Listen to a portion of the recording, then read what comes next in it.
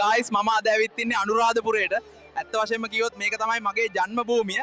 අද පොසොන් පෝය නිසා පේනවනේ පිස්සු හැදෙන සෙනගක් අද ඉන්නේ. පොඩි අවුලකට තියෙන්නේ හැමෝම සුදු ඇදගෙන ඉද්දි මං විතරක් නිකන් ඇටි කෙහෙල් කාපු රිලෙවෙක් වගේ කොළ පාට ඇඳුමක් ඇඳන් ඉන්න එක. අනේ බුදුහාමුදුරනේ මට සමා වෙන්න. මේ දන්සැල් වල මෙච්චර දිග පෝලිම් දැක්කම මට සාධාරණ සැකයක් ඇති වෙනවා ගයිස්. උඹලා දවස් කීපයක් බඩගින්නේ ඉඳලා පොසොන් පෝයට බැතිසිතින් සූදානම් වෙනවද කියලා. මේ traveling boy අනේ සෙල්ෆියක් ගමුකෝ මාත් එක්ක මේ traveling boy ගයිස් බලන්න අඩිය තියෙන හැමතැනම ෆෑන්ස්ලා සූ ගාලා. කොහොම වුණත් මේ ශ්‍රී ලංකාවේ ඉන්න සුපිරි මිනිස්සු උඹලා තරම් ಜಾති ඩයල් මන් ලොයිත් දැකලා නැහැ.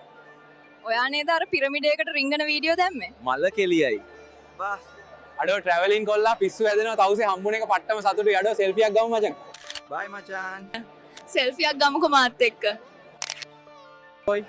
traveling boy එන්න බත් ටිකක් කාලා යමු. මේවා හරිම රස ඒවා කොල්ලෝ.